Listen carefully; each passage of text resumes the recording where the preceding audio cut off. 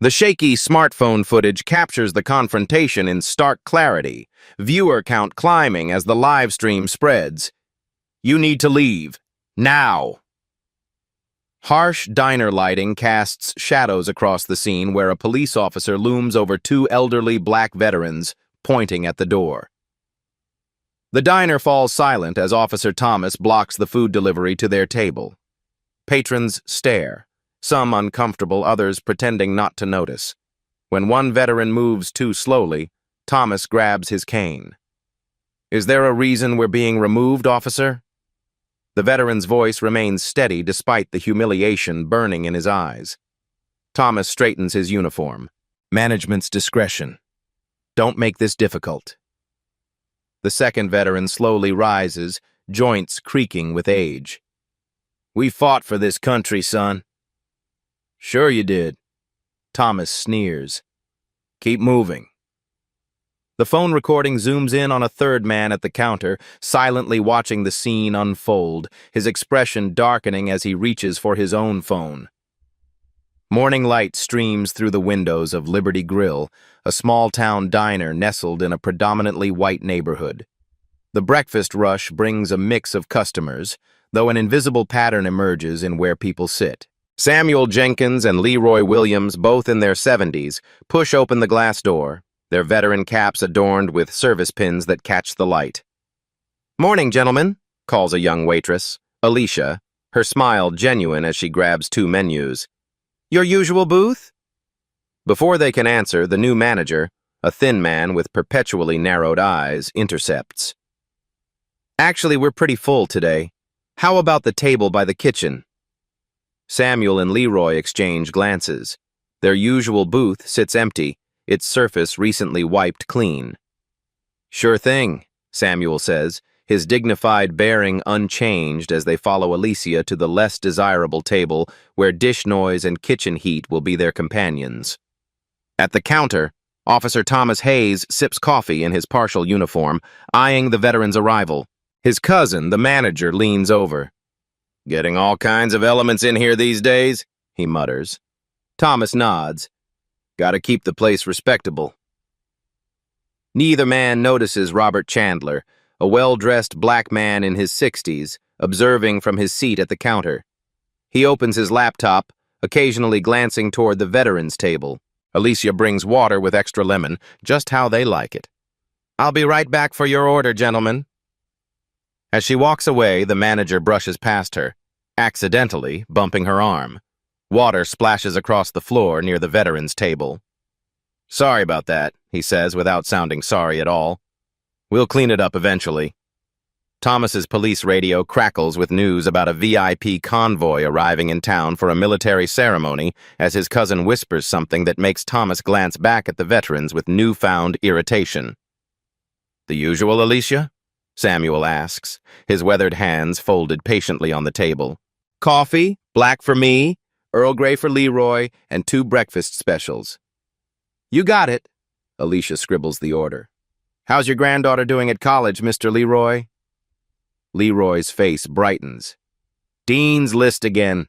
That girl's smarter than both of us put together." Samuel chuckles. "Ain't that the truth?" The conversation drifts to family and community as Alicia heads to the kitchen, slip in hand. The manager intercepts her, takes the order, and promptly slides it beneath others. 30 minutes pass. Tables filled after them receive steaming plates while Samuel and Leroy's cups empty. White patrons who arrived later eat contentedly. Leroy raises his hand politely when Alicia passes with loaded plates for another table.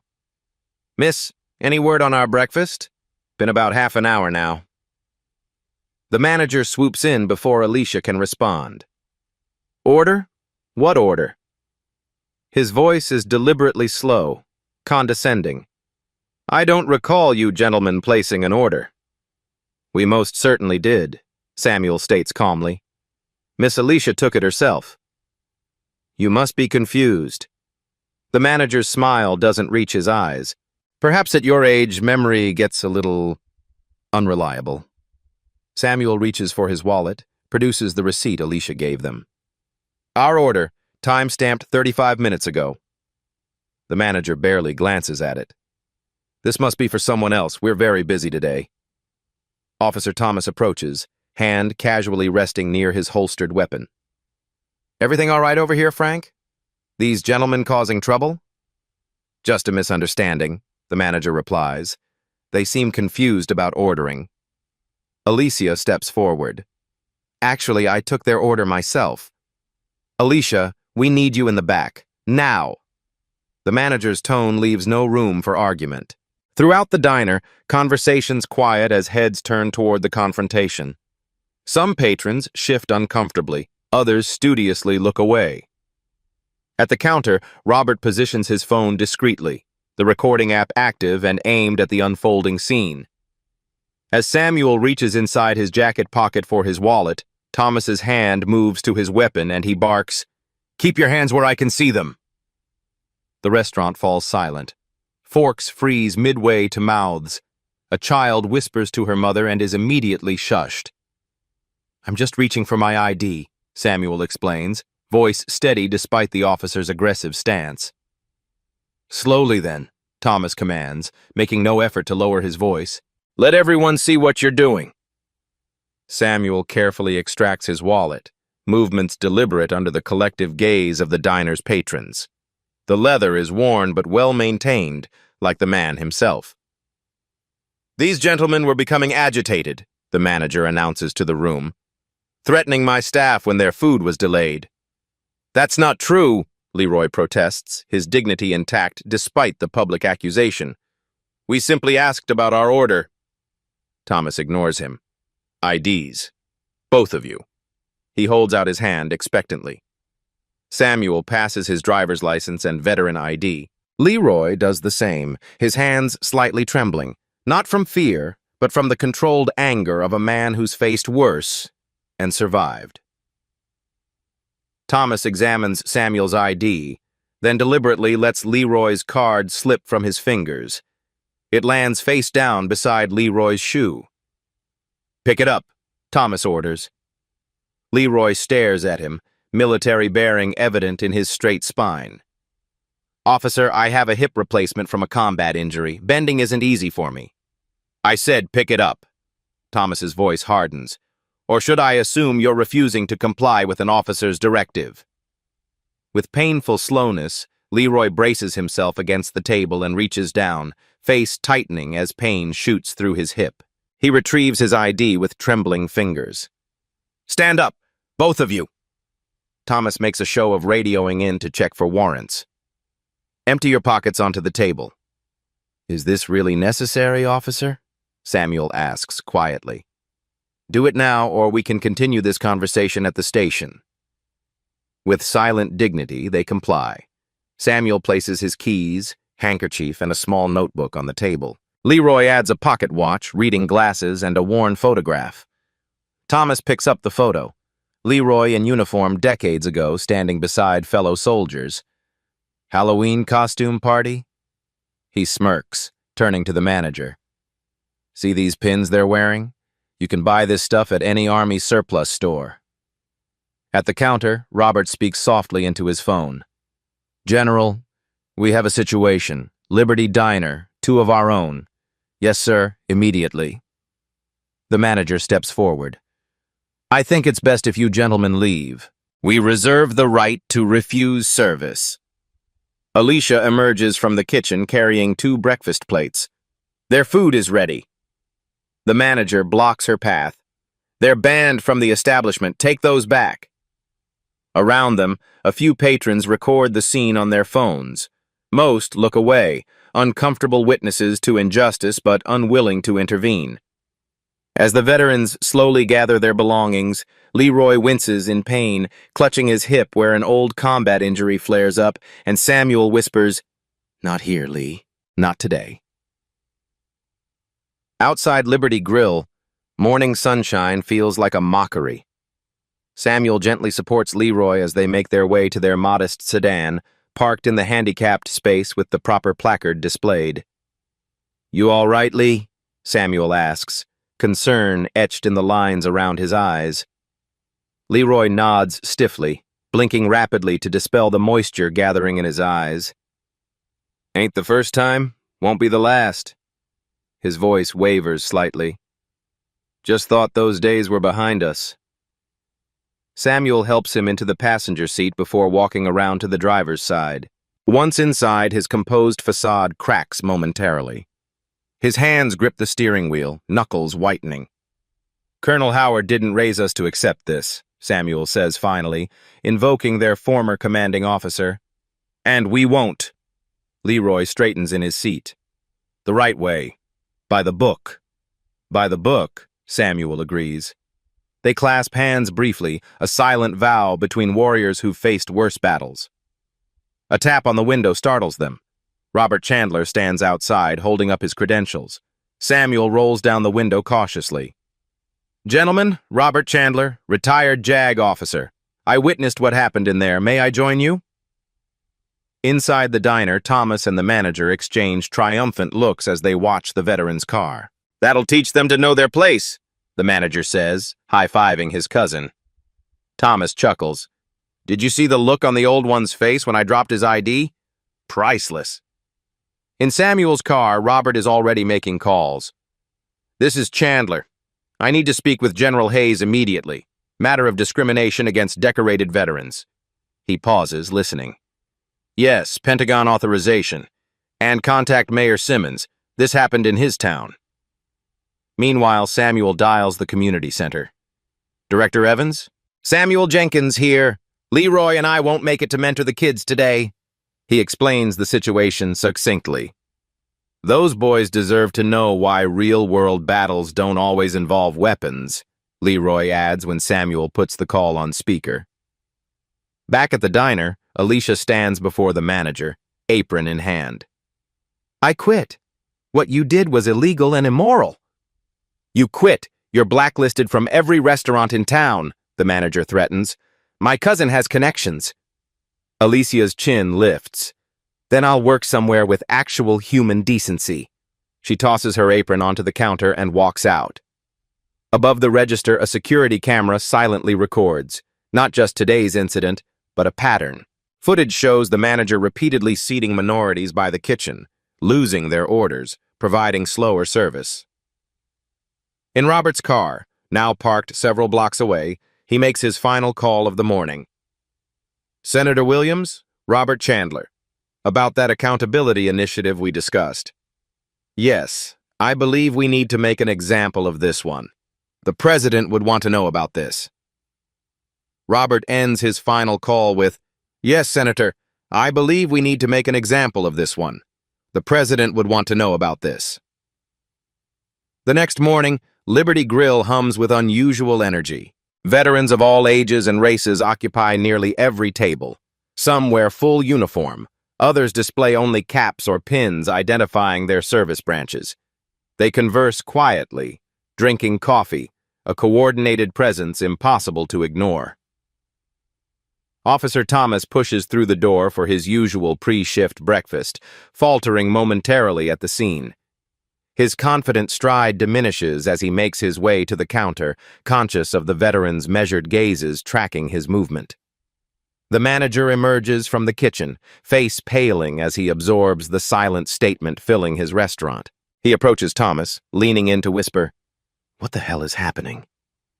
Thomas shrugs, feigning nonchalance. Probably some veterans meeting in town. Just serve them and they'll leave. The bell above the door chimes again.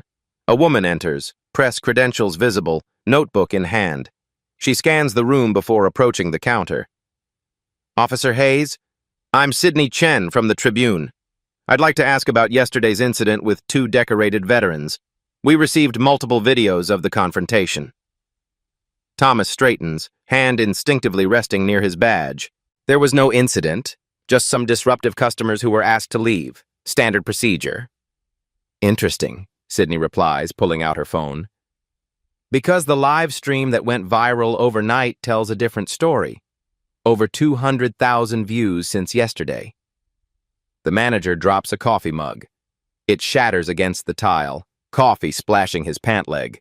No one moves to help him clean up. Thomas's radio crackles. Officer Hayes, report to the station immediately. Chief wants to see you. The dispatcher's voice sounds unusually formal. The manager retreats to his office, phone vibrating constantly with notifications. His face drains of color as he scrolls through dozens of one-star reviews mentioning discrimination, veterans, and calls for boycott. Across town, Samuel and Leroy sit in Samuel's modest living room, watching the local morning news. Their encounter plays on screen, captured from multiple angles, reporters discussing disturbing allegations of discrimination against respected community members. The doorbell rings. Samuel rises to answer it, revealing Robert Chandler standing on the porch, briefcase in hand and a determined expression on his face. "Gentlemen," he says, holding up a folder of documents, "Phase 1 is complete. Ready to discuss our next steps?" The police chief's face darkens as he slides a folder across his desk to Thomas, saying, "Do you have any idea who you just harassed? Their military files just came across my desk." "I was maintaining order, Chief." Thomas leans back in the chair, arms crossed defensively. "Those two were disruptive. My cousin called me over to help." Chief Rivera's expression remains stony. "Disruptive how exactly?" "They were arguing about their order, making the waitress uncomfortable." "The waitress who quit in protest of their treatment?" The chief taps the folder. "The same waitress who gave a statement this morning saying they were unfailingly polite?"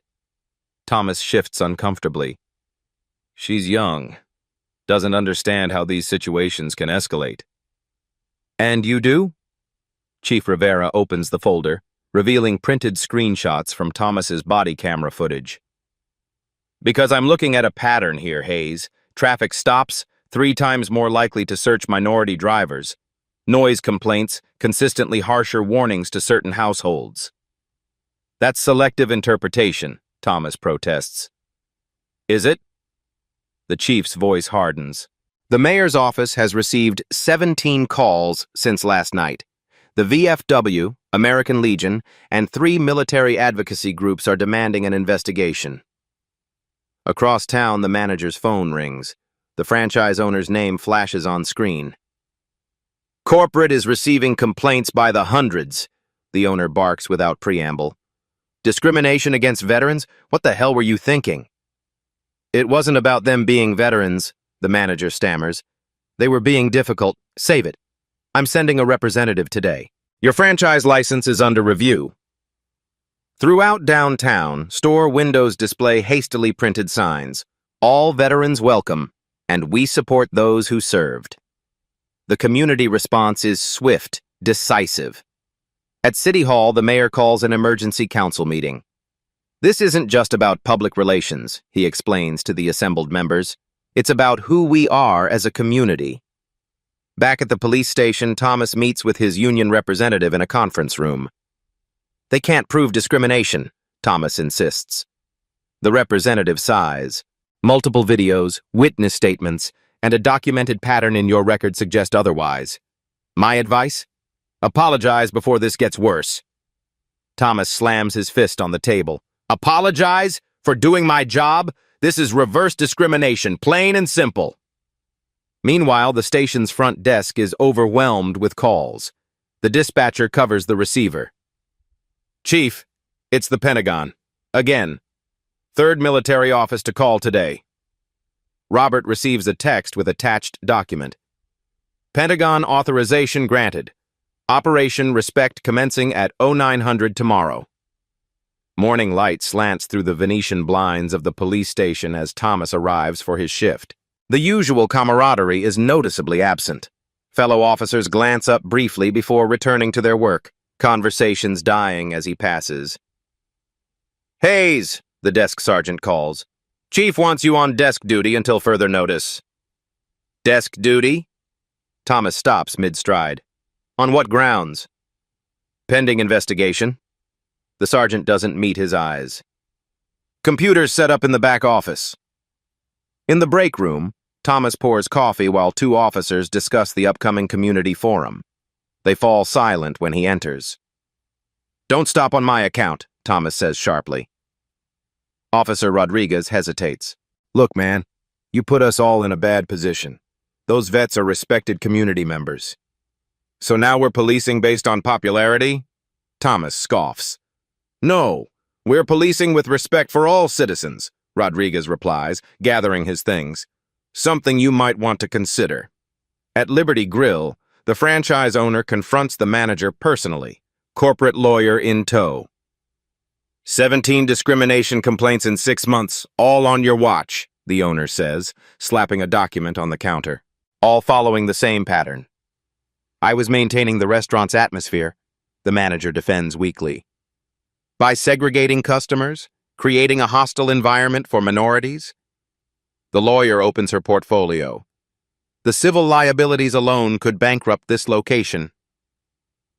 Across town, at Westside Elementary, Principal Goodwin makes a difficult call.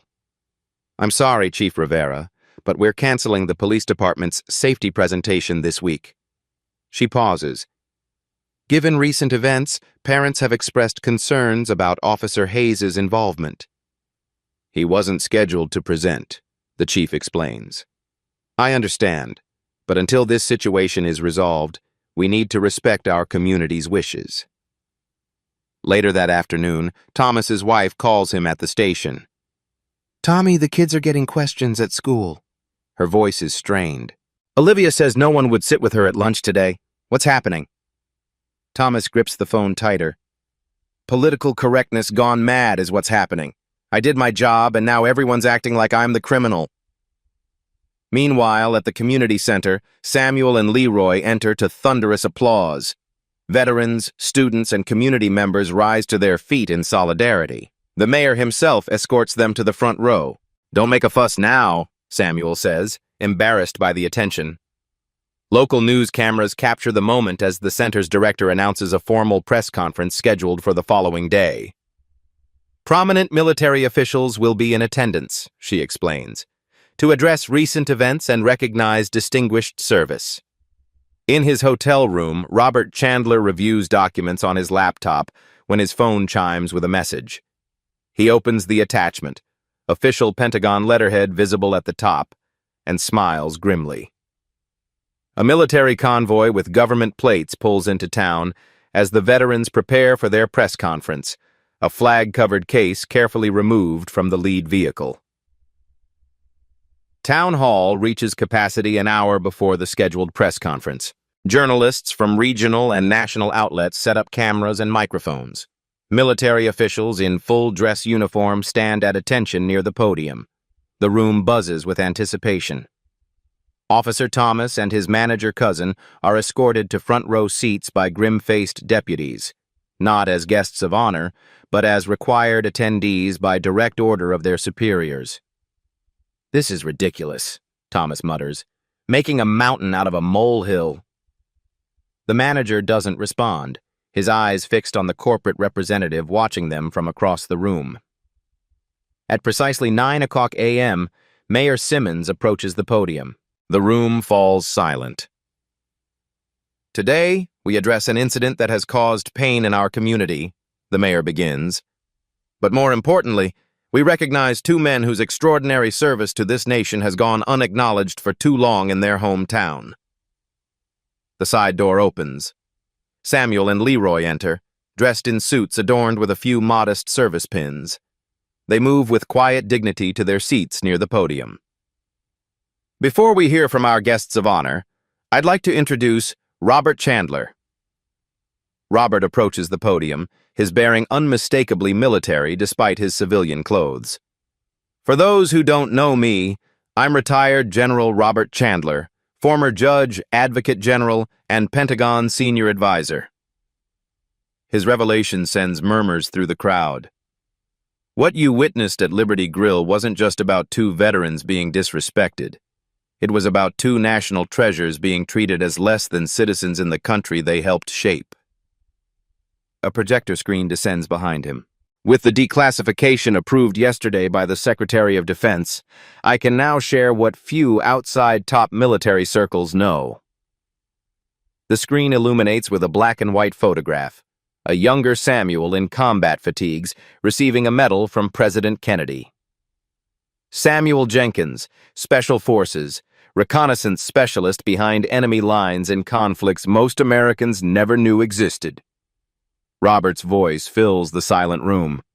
Recipient of the Congressional Medal of Honor for an operation that saved over 300 American lives.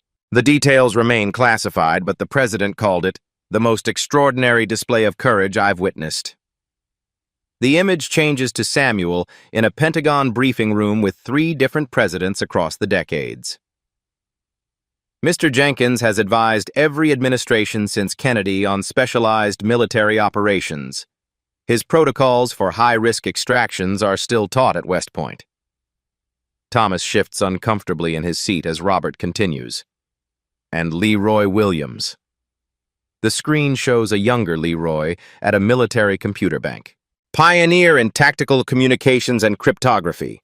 Developed encryption systems that prevented Soviet interception of critical intelligence. His work directly contributed to successful operations during our nation's most tense Cold War moments. New images appear. Leroy receiving commendations, shaking hands with generals, standing beside NASA officials. Mr. Williams's innovations saved countless operatives behind enemy lines. When astronauts needed secure communications during the height of the space race, they used his systems. The screen displays both men in the Oval Office receiving the Presidential Medal of Freedom. Both men still consult on classified operations. Both maintain top-level security clearances. Both have served this country with distinction for over 50 years. Military officials in the audience stand at attention, rendering solemn salutes to the 2 elderly men. Thomas stares at the floor, face ashen. Beside him, the manager tugs nervously at his collar, sweat beading on his forehead. Yesterday, Robert continues, I received calls from the Joint Chiefs of Staff, 3 former defense secretaries, and the president, all expressing outrage at how these national heroes were treated in their hometown. A video plays on screen, the current chairman of the Joint Chiefs speaking directly to camera. Samuel Jenkins saved my father's unit in '68, the 4-star general states. Leroy Williams's communications system got critical intelligence to us during Desert Storm. These men aren't just veterans, they're legends. Robert gestures to a group of teenagers seated behind Samuel and Leroy. These young people are from the mentorship program these gentlemen run. Future leaders learning from 2 of America's finest. One young man steps forward, voice steady despite the cameras.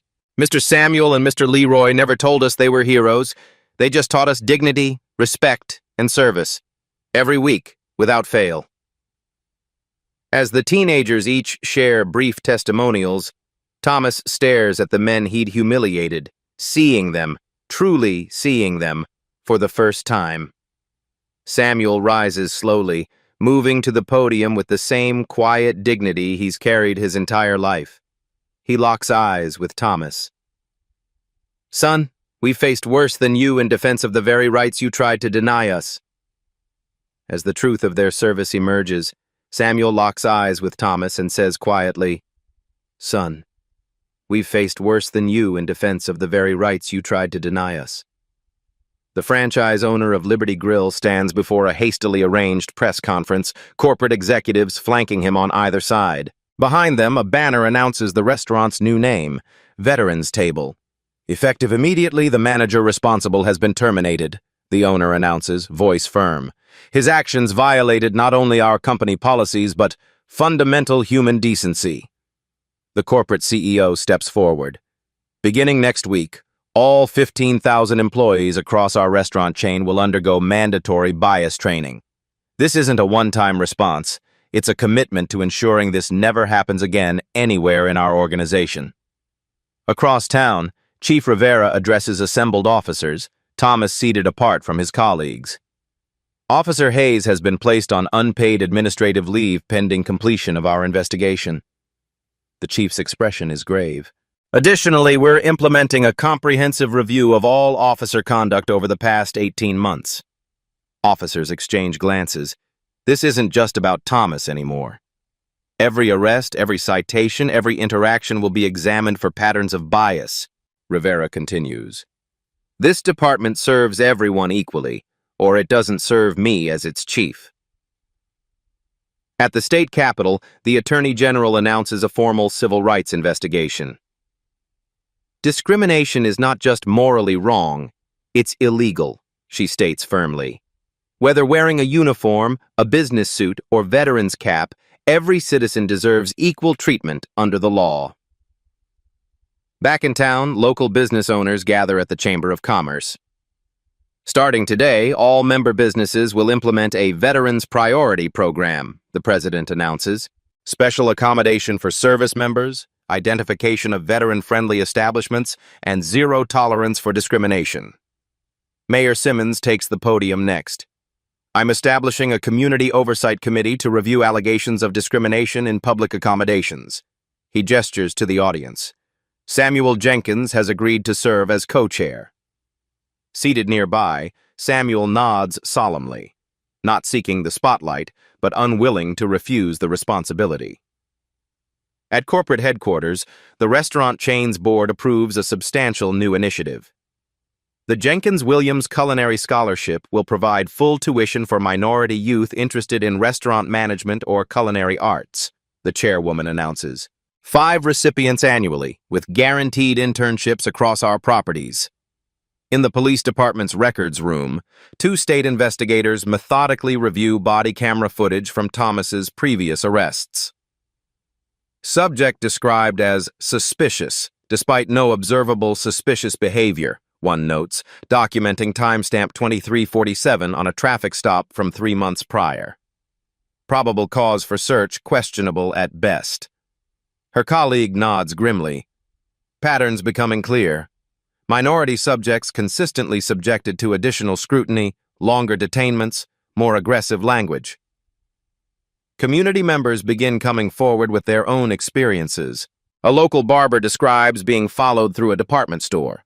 A doctor recounts being pulled over 3 times in 1 month without citations. A high school teacher tells of customers at Liberty Grill always being seated near restrooms. The manager's employment history reveals similar patterns at previous restaurants. Complaints filed but never addressed. Explanations accepted without investigation. In Robert Chandler's temporary office at the federal building, he outlines the legal consequences to the mayor and city attorney. Violation of civil rights under color of authority carries significant penalties, he explains. When those rights belong to decorated veterans with active security clearances, additional federal statutes come into play. The city attorney winces. What's the exposure for the municipality? Substantial, Robert replies, but this isn't about money. It's about systemic change. Meanwhile, corporate headquarters calls Alicia with an unexpected offer. We've reviewed the incident reports and witness statements, the HR director explains. Your integrity impressed us. We'd like to offer you a position in our management training program. Alicia sits stunned, phone pressed to her ear. I don't have a college degree, she admits. Character can't be taught in classrooms, the director responds. We need people like you setting the example. Thomas cleans out his desk under supervision, placing personal items in a cardboard box. Fellow officers pass without acknowledging him. This isn't fair, he mutters. 20 years on the force and they're treating me like a criminal. The supervising sergeant remains professional but distant. Actions have consequences, Hayes. We all take an oath to protect and serve, all citizens, not just the ones who look like us. Thomas's phone rings, an unknown Washington, D.C. number. He answers cautiously. Officer Thomas Hayes, this is the Secretary of Defense. We need to discuss your interaction with 2 of our most valuable assets. Thomas sinks into his chair, the full weight of his actions finally beginning to register.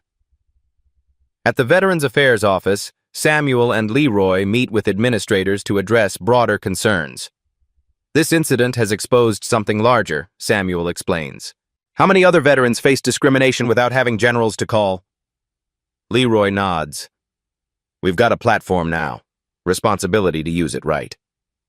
The VA director agrees. We're establishing a direct reporting system for veterans experiencing discrimination. with legal support available when needed. That evening, news vans remain parked outside Thomas's home. His children peer through blinds at reporters waiting for statements. "Daddy, why are those people saying bad things about you?" his daughter asks, confusion in her young eyes. Thomas has no answer that doesn't expose his shame. For the first time, he begins to understand the true magnitude of his failure, not just as an officer, but as the example his children follow. In the quiet of Samuel's living room, he and Leroy watch the continuing coverage. "Think anything will really change, Sam?" Leroy asks. Samuel considers the question. Some things will, some won't. But those kids at the center, they're seeing justice in action. That matters. Robert arrives with updated documents. The department's internal investigation is expanding. Looks like Hayes wasn't the only officer with troubling patterns. "It's never just one person," Samuel sighs.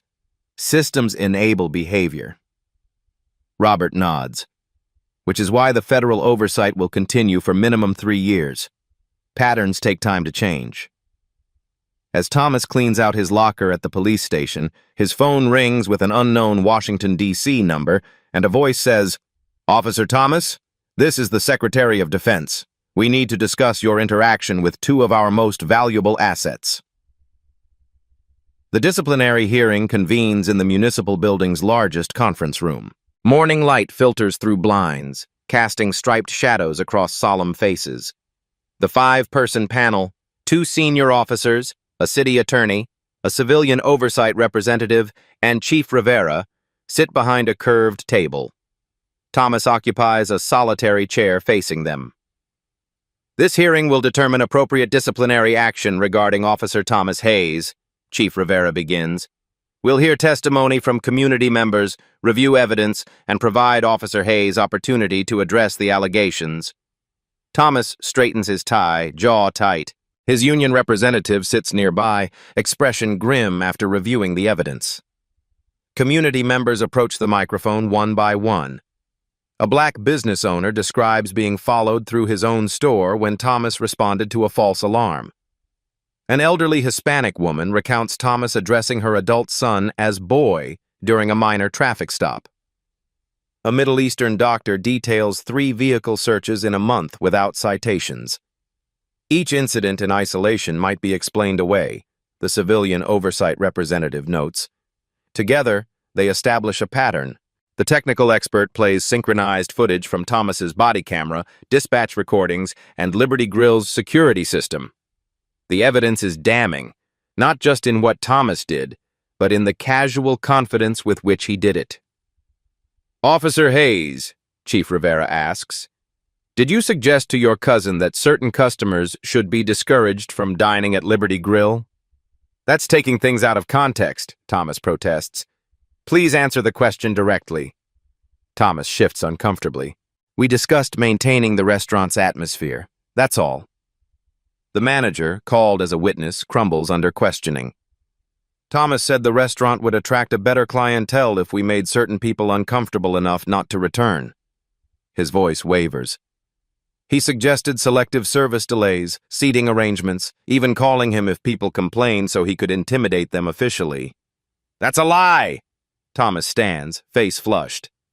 "Sit down, Officer Hayes," Chief Rivera orders. "Body camera footage from March 12th records you telling your cousin, and I quote, 'Some folks need to be reminded of their place.'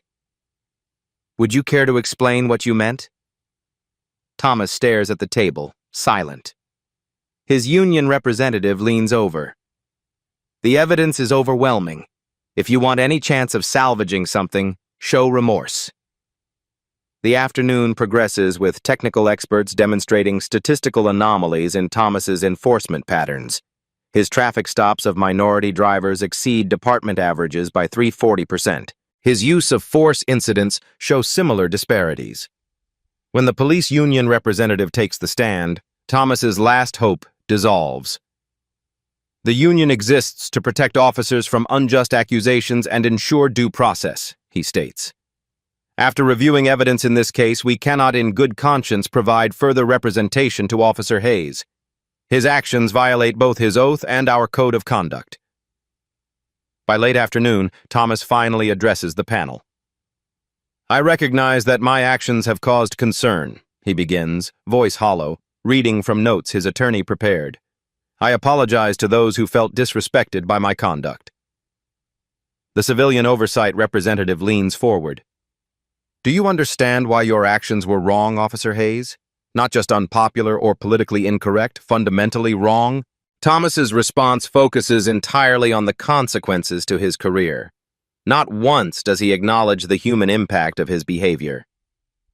The panel deliberates for 30 minutes before delivering their verdict. Thomas Hayes, your employment with this police department is terminated, effective immediately, Chief Rivera announces. Your pension benefits will be reduced according to department regulations regarding termination for cause. Your case has been referred to the district attorney for consideration of criminal charges related to civil rights violations. You are required to complete 200 hours of community service with veteran organizations. The manager receives his own judgment shortly after, civil penalties totaling $25,000 and permanent disqualification from food service management positions within the state. As the hearing concludes, Samuel approaches Thomas in the hallway. Thomas braces for recrimination, but Samuel's expression holds something more complex than anger. Your real punishment isn't losing your badge. It's living with the knowledge of who you really are, Samuel says quietly. But redemption starts today, if you're brave enough to change. As the hearing concludes, Samuel approaches Thomas and says, Your real punishment isn't losing your badge. It's living with the knowledge of who you really are. But redemption starts today, if you're brave enough to change. 3 months after the incident, Chief Rivera stands before the graduating class of the police academy. Behind him, a banner proclaims, Protect, Serve, Respect in bold letters. Today, you join a department transformed, he tells the cadets. Your training included 40 additional hours of bias recognition and community engagement, direct results of lessons we learned the hard way. The police department's new training protocols, developed with input from Samuel and Leroy, become a model adopted by neighboring counties. Scenario-based exercises replace theoretical discussions. Officers regularly rotate through community service assignments in diverse neighborhoods.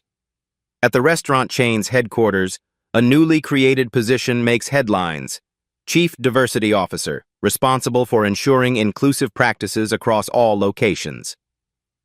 This isn't window dressing, the CEO explains during the press conference. This position has authority to implement change at every level of our organization. Downtown, storefronts display uniform placards in their windows. Discrimination-free zone with the city seal and reporting hotline prominently featured. Business owners attend monthly workshops on recognizing and addressing unconscious bias. In the high school, curriculum changes bring veteran stories into history classes, not just tales of battlefield heroism, but the often overlooked contributions of minority service members throughout American conflicts. History isn't just what's in textbooks, the district superintendent explains at a school board meeting. It's also the stories we choose to elevate or ignore. Weekly community dialogue sessions at the public library address uncomfortable questions about systemic bias. Attendance grows steadily, conversations becoming more nuanced with each gathering. Robert Chandler establishes the Veteran Equity Foundation with initial funding from corporate donors and private philanthropists. Its mission: identifying and addressing discrimination against veterans, with special focus on minority service members. Discrimination doesn't end when the uniform comes off, Robert explains during the foundation's launch. Sometimes, that's when it intensifies. The foundation provides legal support, public education, and advocacy at both local and national levels. Samuel and Leroy serve as inaugural board members, their experiences informing the foundation's priorities. At the State Police Academy graduation, Samuel and Leroy receive standing ovations when introduced as guest speakers. Your badge isn't power, Samuel tells the graduates. It's responsibility. Remember that distinction every day you wear it. The community center where Samuel and Leroy mentor expands its programming, creating structured opportunities for veterans to share their expertise with young people. The waiting list for youth participants grows exponentially. In the state legislature, representatives introduced the Veterans Dignity Act, establishing enhanced penalties for discrimination against service members and requiring businesses to implement specific accommodations. This isn't special treatment, the bill's sponsor clarifies during committee hearings. It's recognition of special sacrifice. National media outlets run feature stories exploring the intersection of race and military service, sparking conversations in communities far beyond the small town where it all began. The City Council passes an ordinance requiring security cameras in all public establishments, with footage retention requirements and accessibility protocols for investigative purposes. Sunshine is the best disinfectant, the mayor explains during the signing ceremony. Accountability requires evidence. 6 months after losing his badge, Thomas approaches the community center, hand hesitating before knocking on the door. 6 months later, a nervous Thomas approaches the community center where Samuel and Leroy mentor youth, hand hesitating before knocking on the door. 1 year later, morning light once again streams through the windows of the diner, now renamed Heroes Haven. Photographs line the walls, veterans of all races in uniform, their service years and branches noted beneath each image. The centerpiece display features Samuel and Leroy in their youth, standing tall in crisp military dress. The bell chimes as Samuel and Leroy enter, moving at the unhurried pace of men who've earned the right to take their time. Alicia greets them from behind the counter, now wearing an assistant manager's name tag. "Your usual table is ready, gentlemen," she says warmly, leading them to the best booth by the window. The diner hums with diverse conversation. A group of firefighters shares breakfast with city council members. High school students interview a Vietnam veteran for a history project. The atmosphere feels open, welcoming. "Coffee's on the house," Alicia says, placing steaming mugs before them. "Corporate's orders. Medal of Honor recipients don't pay for coffee." Samuel chuckles. "Told you we should have worn disguises, Lee." From the kitchen emerges a familiar face. Thomas, now in server's attire rather than a police uniform. He approaches their table carrying plates of breakfast, movements measured, expression complex. "Gentlemen," he says, placing their meals before them with care. "Belgian waffles with fresh berries for Mr. Williams. Denver omelet for Mr. Jenkins." The transformation isn't just in his position, but in his bearing. The arrogance replaced by something quieter, more thoughtful. He meets their eyes without flinching, a man facing the consequences of his actions daily. "Thank you, Thomas," Samuel says simply. Thomas nods, stepping back. "Let me know if you need anything else." Across town, the former manager stocks shelves at a small grocery store. His name tag reads trainee despite his age. Each day brings lessons in humility and service. At City Hall, the mayor hosts representatives from 3 neighboring states, sharing details of the Community Oversight Committee's success. Samuel's leadership has transformed the initiative from crisis response to proactive engagement. Complaints of discrimination dropped 63% in the first year, the mayor explains. Not because incidents went unreported, but because they actually decreased. Back at Heroes Haven, Thomas returns to refill coffee cups. "My son's scout troop is doing that Veterans History project," he says hesitantly. "They were hoping you might speak at their meeting next week." Leroy studies him for a moment. "You'll be there?" "Yes, sir. I help with the troop now. Part of trying to be better." Samuel nods. "Then we'll be there too." Later, the veterans walk through the community center where teenagers gather for their weekly mentoring session. Among the adult volunteers stands Thomas, awkward but committed, helping a young man with a woodworking project. Robert joins them, reviewing the latest expansion of his foundation's work. 7 states have adopted the Veterans Dignity Act. Federal legislation is in committee. Progress comes slowly, Leroy observes, watching the young people work together. But it comes, Samuel adds, his voice carrying the weight of a man who's seen enough history to maintain perspective. As the afternoon session ends, Samuel addresses the gathered youth. His message is simple, yet profound.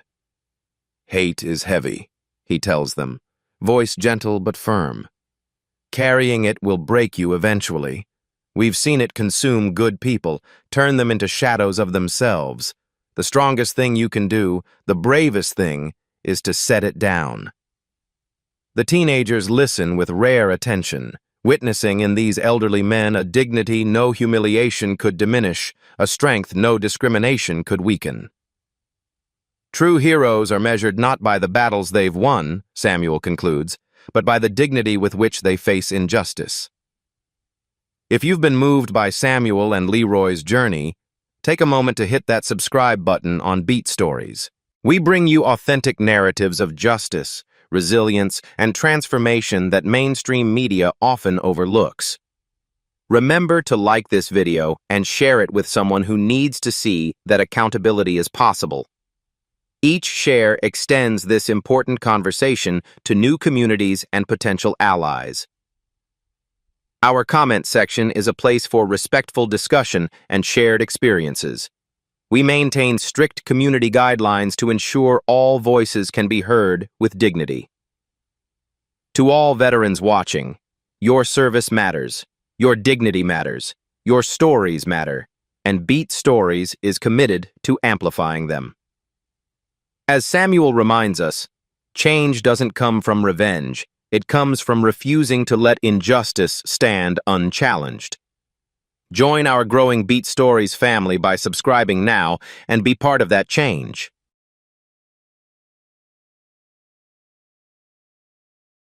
Sometimes the most powerful revolutions don't come with noise, just one person standing their ground. At Beat Stories, we highlight those moments that shift the balance. If this story moved you, hit subscribe, because every week we bring real stories that shake the system.